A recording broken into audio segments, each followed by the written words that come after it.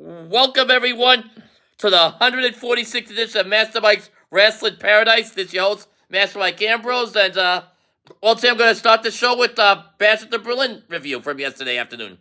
Obviously, they're in Berlin, Germany, so show started at 1 and ended around 4. CM Punk, I'll start with CM Punk's match, because that was the match I was most looking forward to. CM Punk wins his strap match versus Drew McIntyre, and really great match. Told a great story. It ended with CM Punk went around all the corners. You touch them. The lights out for each guy. They had their own lights. Gets it 2. Punk gives the go-to-sleep GTS to Drew McIntyre. Hits the 3rd one. Then, right was about to get the 4th. Goes for another go-to-sleep, which he hits. GTS. And then takes off the famous bracelet he has with April and Larry on his CM Punk's wife and dog. And wears it. Then hits the 4th one and boom. CM Punk wins the match. I don't know if they're going to do third series at Bad Blood because they won a piece, although it was very clean. But, it could happen again because they need a big match for that card. Hell in the Cell. It could be an event this show. I don't know.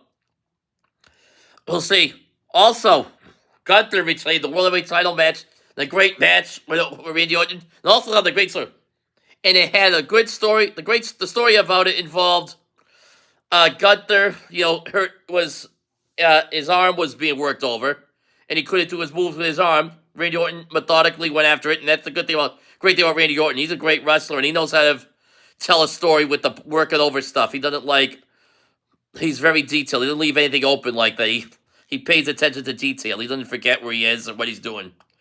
It's a great match. I know a lot of people always took shots at Orton over the years, but he's a great wrestler, one of the best. I don't care what anybody says. He's one of the greatest of all time.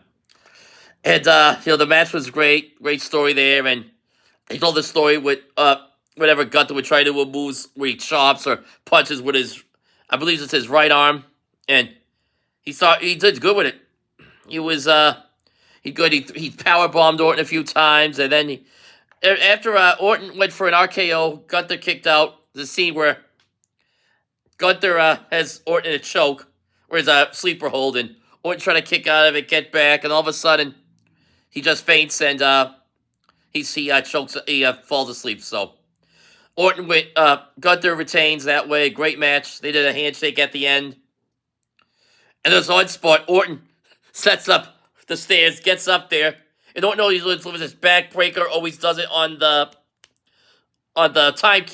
announce table, like one of those belly to back sweep, but into the timekeeper, the ring announce table. So he does that, but he did in a variation involving steel steps. The 2 steel steps, climbs up there to the top, has Gunther up there, and drops Gunther onto the table that way.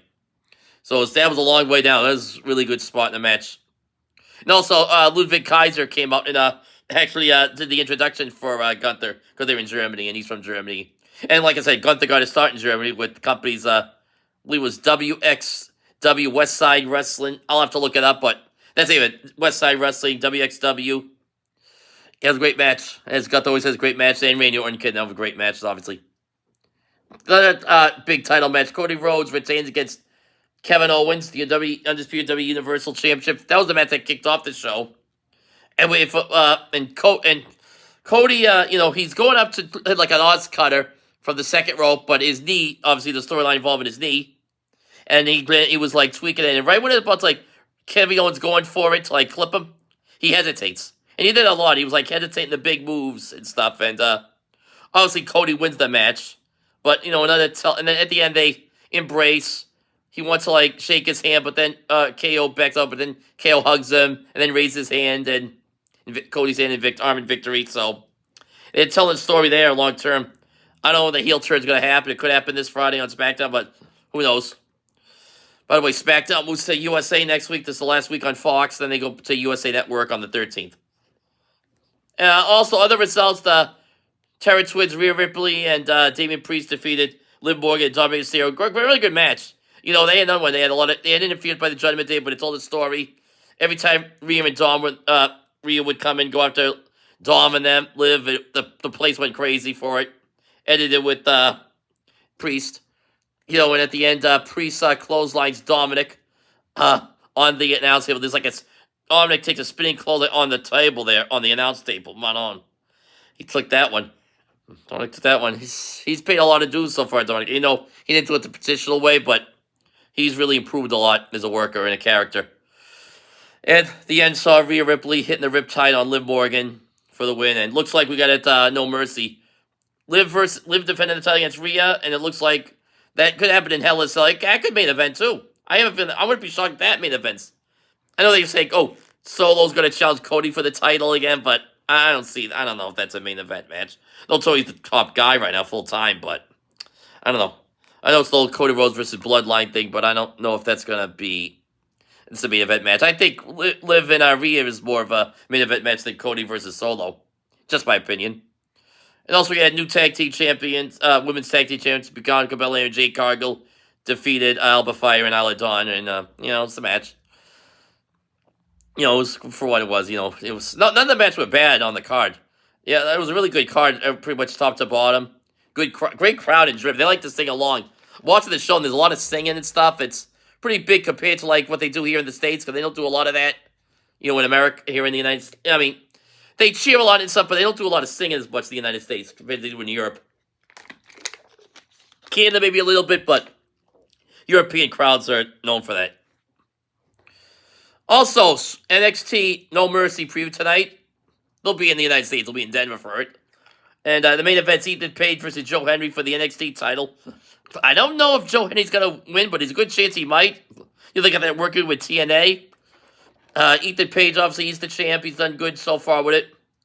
I have a feeling we could see another TNA person show up, and maybe I could see Josh Alexander, which I hope for. He shows up tonight. He's really good. He's great. I mean, he'd be great on NXT once in a while. He'd be great on the main roster, too. He's one of the guys I watch when I watch clips of TNA. We have Oba Femi versus Tony D'Angelo, North American title. I'm pretty sure Oba Femi's going to win, but Tony D'Angelo's really good. Great. He's great. They should bring up the family up to the main roster. He's been there for a couple of years right now. I don't see the point of keeping him down there any longer, really. No, we should see there. Zachary Wentz versus Wes Lee, grudge match. It's all back when Wes Lee turned heel on the Rascals. And also, Zachary Wentz won the X Division title at, I think it was Resurgence, I believe, the last pay-per-view. The last event over the weekend for TNA. He won the 6-man ladder match. And he just thought, I don't think it's for the title, but it's just a straight-up grudge match. And should be a great match seeing the former Rascals go at it. Other matches involve, we got for the tag team titles, Chase U defended against Nathan Frazier and Axiom in a rematch. I expect Chase U to win, but, other things that happen. Nathan Frazier and Axiom could retain it, or maybe they break up. I don't know. Chase U's another group that I think has been there a while that could be moved up. I don't know. DL's got a lot of potential there. And, I think that Andre Chase and Duke Hudson are good. They got Riley Osborne up there. He was in the match at the TNA show over the weekend. Also, we got two women's matches. We got the NXT women's title match. I know. Roxanne Perez versus Jada Parker. A lot of people think Julia is going to show up because she's from Japan, but she's been working finishing days over there. She might show up tonight. I heard rumors Stephanie Vaquer, who just signed as well. And the other match is Kalani Jordan versus Wendy Chu. Kind of doing stuff with she's like possessed or something, like a whacked out now. Now she used to be like the sleepy chick, sleepy woman, Wendy Chu. Always just like a onesie. Now she was like a onesie, but she's like possessed. It's kind of crazy. And you have Tate and Paxley in that group. Last week they just sent over Rosemary from TNA. Just showed up. In Open Challenge match, Kalani Jordan. Of course, Rosemary didn't win. Okay, so that's that. And I'll be going now. It's early, a little after 3. I did an early show today, so because No Mercy's tonight. But I'll be talking to you during the week. It's been Labor Day weekend. It's been a lot of fun. At the end of the summer, we're into fall, so future shows I'll be wearing long sleeve shirts because, right now it's the summer, warm out. I don't need a long sleeve shirt, but pretty soon I'll be wearing long sleeve shirts on my show. But I'm going to be doing them. Having fun doing these shows. All right, take care. Have a good night. Bye-bye.